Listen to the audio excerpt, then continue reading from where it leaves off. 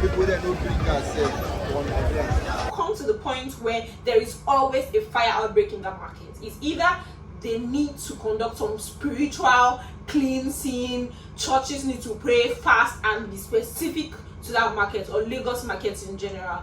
This is Dazzle Devs. Welcome to my YouTube channel. My name is Debbie. I'm a medical laboratory scientist, a content creator, a God's girl, and so many other things you get to find out as you follow me through this progress of growth and conversations via my channel.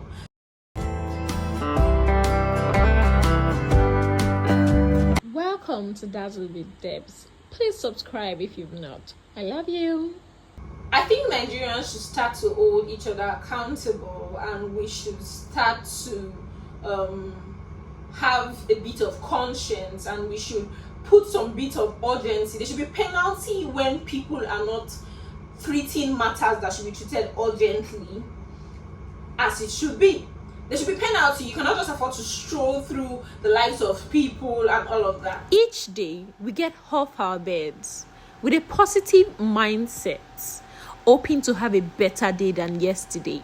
We go about our business like we're in control, and we even make plans for the day after, hoping that the day gets better and we're gonna kill it and be successful. I'm sure this was the same mindset of the people who left their homes on the 24th of December to their stores at Balogun Market, or probably those who even came to shop but were trapped in the elevator. Now, this is the current state of Balogun Market as at yesterday, the 5th of December. These were from three different angles. The parts of the market surrounding the accident scene are currently blocked, and I commend the fact that there are security men on ground, but I know that more can be done. There was a fire outbreak that happened in Balogun Market because there are certain things that will happen and we start to see it as normal when it's not. Now, the very problem I'm talking about now, I'm not even going to talk about I'm not even talking about movie review today.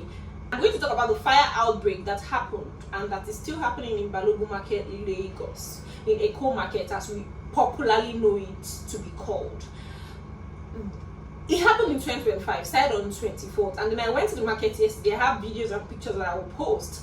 I'm sure you watched some of it at the beginning of this video. It started on the 24th of December, and yesterday was, I think, 6th, if I'm not mistaken. Yesterday was 5th, 6th of December, and the building was still burning. There was still smoke. People were being restricted from getting to those areas. I understand that they're trying to protect business owners, or they from what because I went to the market, I often go to that particular market, and then one of what the vendor told me was that they told them to leave that place just in case the building falls, since it's a very high building. If it falls, it may fall towards the left, towards the right, which is a very smart move, I must say. The fact that the government told them to leave to secure their own life. But then again, I do not understand how there's been a fire outbreak since 24th, and as at yesterday, not much has been done from what we all can see. There are heaps of sand in a particular place. The building, there are still lots of people buried underground. I wish I actually interviewed some of those marketers. It would have made a lot of sense. Maybe if something takes me back to that market, I'll try to have that video where I'm interviewing them, if they can just give me the audience to tell me how they feel about this. There are still people buried under the ground. Now, let's just think about this. Do you know many people did not die as a result of that building burning? They died as a result of negligence. They died as a result of delay. They died from their inability to breathe.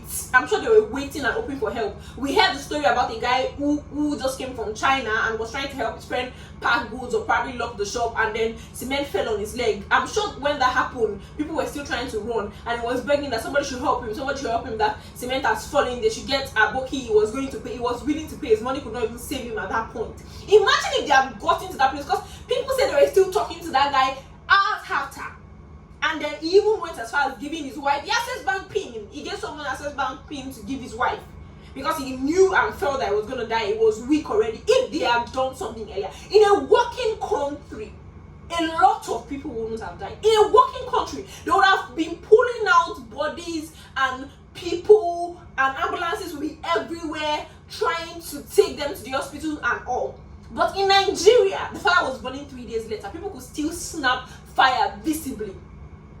3 days, 4 days, 5 days. Yesterday I went to the market, and from afar, if they dropped it towards UBA part. From UBA, yes, down, you could see the smoke walking towards the market. You could see the smoke.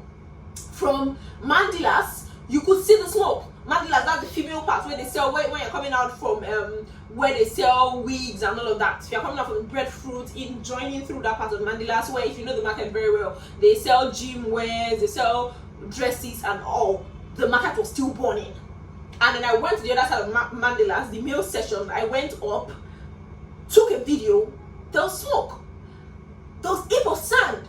People were trapped in the elevator. I'm sure those ones would probably have died by now. May God rest their soul, bless their soul. These were people talking. My vendor was saying that people were trapped in the elevator. You know, that kind of chaotic time. Everybody wants to force themselves to the elevator to just get out of the place as fast as they could. Imagine them with their goods and all of that. Imagine the elevator being just dropped down from a very high, maybe from the third, fourth floor. I am calling on everyone who has the power to speed up this process to please comfort and help, because people need to know the fate of their loved ones. I'm also calling on us as Nigerians to pray against loss, because the death rate lately has been crazy. May the Lord keep us. Amen.